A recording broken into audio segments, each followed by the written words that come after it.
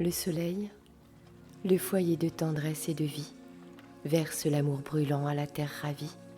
Et quand on est couché sur la vallée, on sent que la terre est nubile et déborde de sang, que son immense sein, soulevé par une âme, est d'amour comme Dieu, de chair comme la femme, et qu'il renferme gros de sève et de rayons le grand fourmillement de tous les embryons. Et tout croît, et tout monte, ô Vénus, ô déesse, je regrette les temps de l'antique jeunesse, des satyres lascifs, des faunes animaux, Dieu qui mordait d'amour l'écorce des rameaux, et dans les nénuphars baisait la nymphe blonde. Je regrette les temps où la sève du monde, l'eau du fleuve, le sang rose des arbres verts, dans les veines de Pan mettait un univers, où le sol palpitait, vert sous ses pieds de chèvre, où baisant mollement le clair syrinx, sa lèvre modulait le ciel, le grand hymne d'amour. Où, debout sur la plaine, il entendait autour répondre à son appel la nature vivante, où les arbres muets, berçant l'oiseau qui chante, la terre berçant l'homme, et tout l'océan bleu, et tous les animaux aimaient en Dieu. Je regrette les temps de la grande Cybèle, qu'on disait parcourir, gigantesquement belle, sur un grand char d'airain, les splendides cités. Son double sein versait dans les immensités le pur ruissellement de la vie infinie. L'homme suçait, heureux, sa mamelle bénie, comme un petit enfant jouant sur ses genoux, parce qu'il était fort. L'homme était chaste et doux.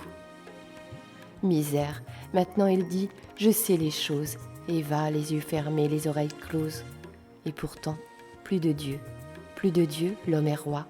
L'homme est Dieu, mais l'amour, voilà la grande foi. Oh, si l'homme puisait encore à ta mamelle, grande mère des dieux et des hommes, si belle.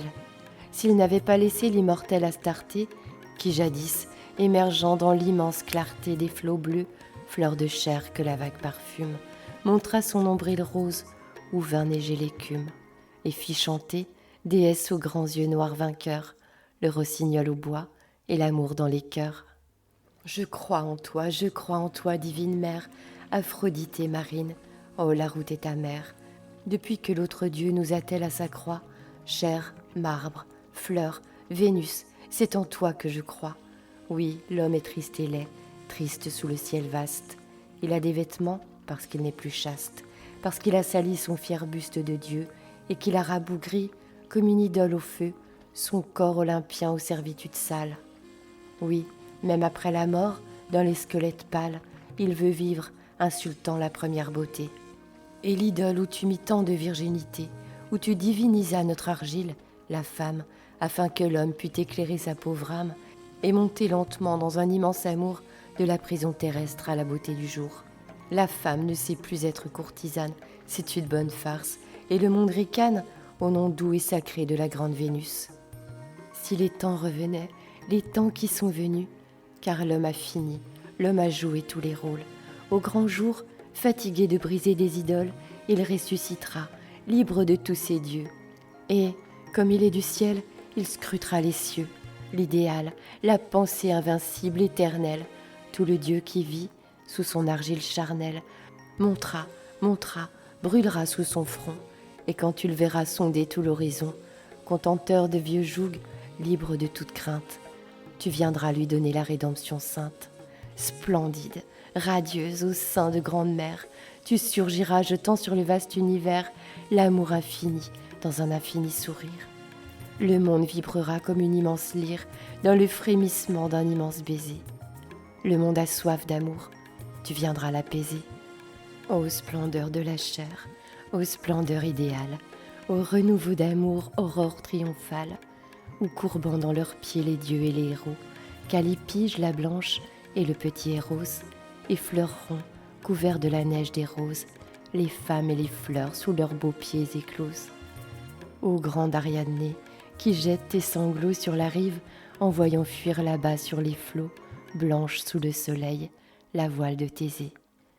Ô douce vierge enfant qu'une nuit a brisée, tais-toi sur son char d'or brodé de noirs raisins, Lysios promené dans les champs phrygiens par les tigres lascifs et les panthères rousses, le long des fleuves bleus rougis, les sombres mousses. Zeus, taureau, sur son cou berce comme une enfant le corps nu d'Europée qui jette son bras blanc au cou nerveux de Dieu, frissonnant dans la vague. Il tourne lentement vers elle son œil vague. Elle laisse traîner sa pâle joue en fleurs au front de Zeus. Ses yeux sont fermés. Elle meurt dans un divin baiser et le flot qui murmure de son écume d'or fleurit sa chevelure. Entre le laurier rose et le lotus jaseur glisse amoureusement le grand cygne rêveur.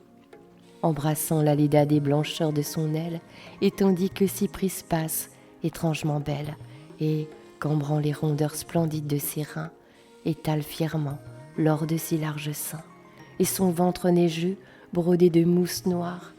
Héraclès le dompteur qui, comme d'une gloire, fort ceint son vaste corps de la peau du lion, s'avance, front terrible et doux, à l'horizon. Par la lune d'été vaguement éclairée, debout, nu, et rêvant dans sa pâleur dorée, que tache le flot lourd de ses longs cheveux bleus, dans la clairière sombre où la mousse s'étoile, la dryade regarde au ciel silencieux. La blanche Sélénée laisse flotter son voile, craintive, sur les pieds du bel Endymion, et lui jette un baiser dans un pâle rayon. La source pleure au loin dans une longue extase, c'est la nymphe qui rêve, un coude sur son vase, au beau jeune homme blanc que son onde a pressé, une brise d'amour dans la nuit a passé.